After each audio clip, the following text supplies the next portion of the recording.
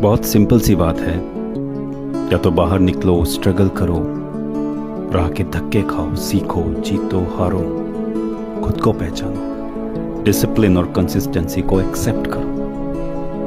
अगर ये सब नहीं कर सकते तो घर में आराम से बैठे रहो और सपने देखना बंद कर दो।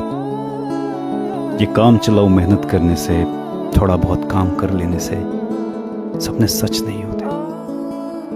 बहाने बनाने से, किस्मत को कोसने से तुम खुद को और अपने घर वालों को धोखा तो दे सकते हो, पर सच तो यही है कि अगर तुम दिन रात वाली मेहनत नहीं कर सकते तो बुझदिल हो तुम्हारी औकात नहीं है कि तुम कुछ भी हासिल करो, और तुम सक्सेस को डिजर्व ही नहीं करते।